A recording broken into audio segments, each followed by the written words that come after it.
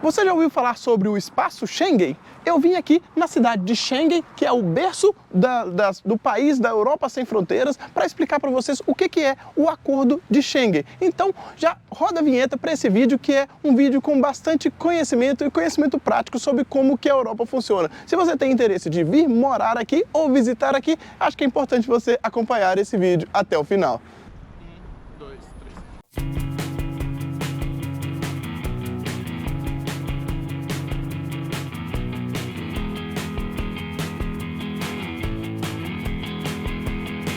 Estou aqui na cidade de Schengen para explicar para vocês um pouquinho do que é o Acordo de Schengen. Aqui é um memorial aqui com as estrelas, explicando um pouquinho sobre a União Europeia. O Acordo de Schengen é uma das maiores realizações aqui da Europa, que começou com 5 países, sendo Holanda, Bélgica, Luxemburgo, que é onde a gente está, França e Alemanha, que se juntaram para tornar uma área livre de circulação entre pessoas. É uma das maiores realizações, hoje é a maior zona de circulação livre de pessoas do mundo. Basicamente é um acordo de livre fronteiras para circulação de pessoas entre os países. Então não existe controle nas fronteiras entre os países signatários do Acordo de Schengen. Esse acordo foi assinado aqui nessa cidade em 1985 entre esses 5 países. E a partir de lá, de 85 para cá, ele foi sendo expandido para diversos outros países até chegar ao acordo atual, que são 29 países.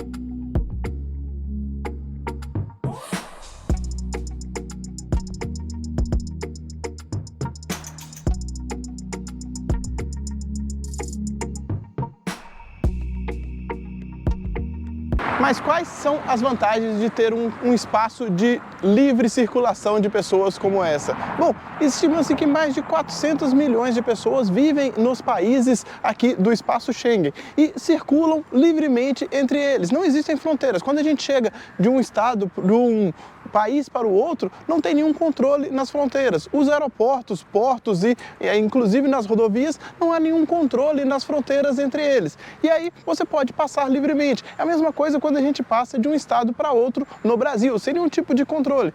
E também existe uma vantagem muito grande, que é: você pode morar em um país e trabalhar em outro livremente. Hoje estima-se que mais de 1,5 milhão de pessoas moram num país e trabalham em outro país, fazendo essa travessia de fronteiras diariamente. Fazendo um paralelo aí com o Brasil, eu falei sobre essa questão dos estados, eu pensei logo aqui sobre a cidade de Extrema, por exemplo, que é na divisa de Minas Gerais com São Paulo. É como se alguma pessoa trabalhasse em Extrema, mas preferisse morar no estado de São Paulo e atravessasse a fronteira todos os dias para trabalhar.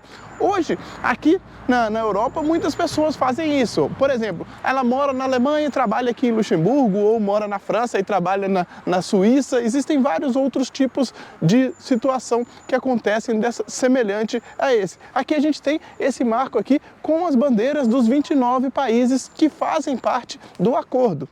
O tratado ele foi assinado aqui na cidade de Schengen. Muita gente nem sabe que existe essa cidade aqui no país Luxemburgo e pensa que Luxemburgo é simplesmente uma grande cidade, mas na verdade são várias outras cidades, como eu expliquei no vídeo de Luxemburgo, que tem aqui no canal. Mas é bem interessante que essa é uma cidade que ela é uma cidade daquele modelo que ela é quase transfronteiriça, digamos assim. Aqui a gente está em Luxemburgo, tem até a bandeira de Luxemburgo aqui, tem o outro com o brasão do país, mas do lado de cá, quando a gente vê aquela represa ali, da represa para lá já é a França e do outro lado do rio é a Alemanha. Então a gente está numa região de fronteira tríplice, com os 3 países aqui divididos aqui um pouco pelo rio Mosela. Esse que é um rio muito importante aqui na Europa, ele vai margeando, ele já passou pela França, está passando aqui por Luxemburgo, vai passar na Bélgica, passa também na Alemanha e vai desaguar na Holanda, lá em Roterdã. Temos vídeo aqui no canal também sobre a cidade de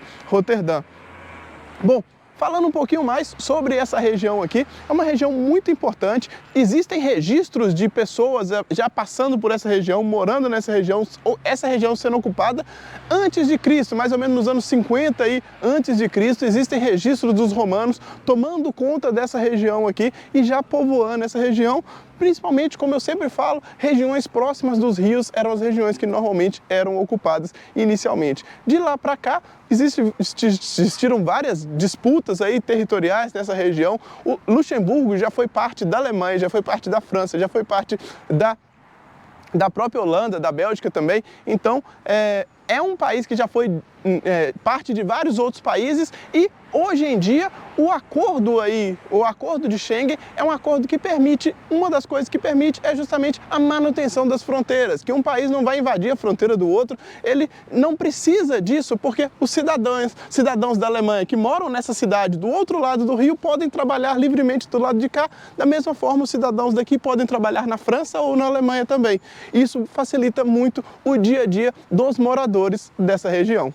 Aqui nessa região aqui, das três divisas aqui, um dos marcos da questão da liberação de fronteiras, a gente tem aqui dois pedaços aí do antigo muro de Berlim, que dividia a cidade de Berlim em dois pedaços. A gente vai fazer um vídeo específico sobre a cidade de Berlim, em breve ele vai estar aqui no canal, mas é interessante que trouxeram para cá um pedaço de como era a Europa dividida anteriormente. E hoje ela tem uma circulação livre entre países. Isso aqui era um marco da não circulação, inclusive dentro de uma própria cidade, e é interessante que hoje as pessoas podem circular livremente dentro de todos os países dessa região. E nós que não somos europeus, a gente consegue se beneficiar desse acordo, desse tratado? Uma resposta clara é sim. Por quê? Quando a gente entra na Europa, por exemplo, quando a gente chega, vamos supor que a gente chegou em Paris, chegamos no aeroporto Charles de Gaulle, a gente entrou, passamos pela imigração em Paris, por todos esses outros 29 países a gente pode circular livremente sem nenhum tipo de restrição.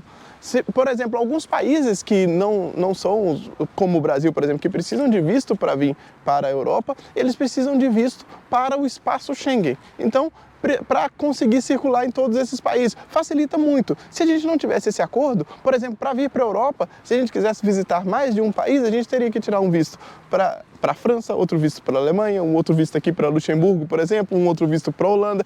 Isso daria uma burocracia muito grande e poderia aumentar muito os custos de viagem para cá. Então, além de facilitar a circulação, e ainda economiza, o que ajuda também no turismo. É muito fácil hoje o cidadão que mora em um país ir visitar outro país, além de que os cidadãos que não moram na Europa vir para cá e visitar todos os países do conjunto.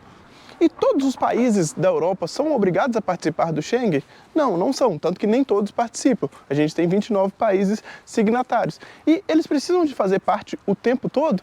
Não necessariamente também. Existem algumas regras específicas que os países eles podem realmente ativar novamente os seus controles de fronteira. Um dos exemplos clássicos disso foi, por exemplo, durante o Covid. Cada país pôde ter a sua regra para entrada e saída, regras de circulação durante o período da pandemia, o período mais forte da pandemia. Então, países implementaram acordos, por exemplo, a Áustria foi muito mais rígida que outros países. Para entrar na Áustria tinha uma rigidez muito maior e existiam regras muito mais específicas. Outros casos que são comuns de serem implementados, controles nas fronteiras, são com ameaças terroristas ou ameaças de outros tipos de coisas que podem acontecer. Hoje em dia, por exemplo, a Alemanha está com uma regra muito mais pesada do que os outros países para entrada em seus domínios aqui nas fronteiras terrestres, justamente por causa de um ataque que teve recentemente na cidade de Solingen. Então, eles estão com uma cultura aí muito mais pesada para combater.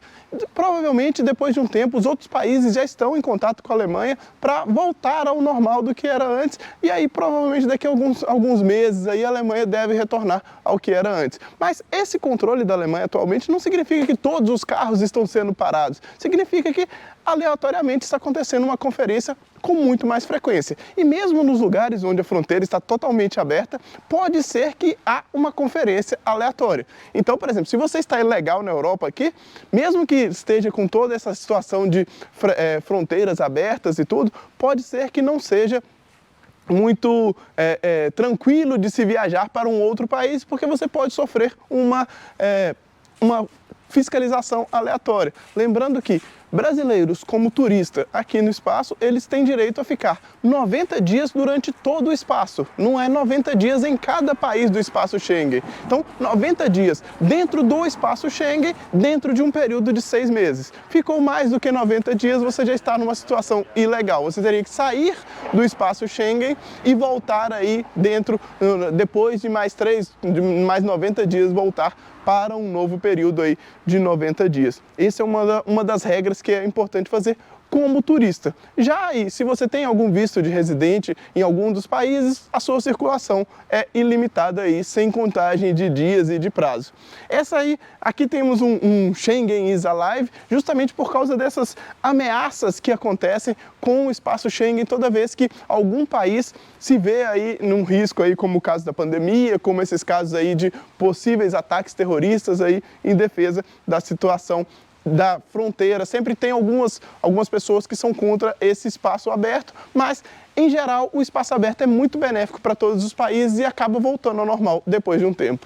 Bom, chegando aqui no final desse vídeo, espero que vocês tenham gostado desse vídeo e aproveito para pedir para que se inscrevam aqui no canal, assistam os outros vídeos que a gente já publicou aqui no YouTube. A gente já tem vídeo aí de diversos países aqui na Europa, tem vídeos do Brasil também, tem vídeos de outros lugares, tem vídeos de estratégia de viagem, tem bastante conteúdo para você que gosta de viajar, aprender sobre curiosidades e conceitos aí de outros países também. Me sigam também no Instagram, que lá também a gente tem conteúdo em tempo real aí do que a gente está fazendo aí ao redor do mundo. Eu vou ficando por aqui, um grande abraço e até o próximo vídeo.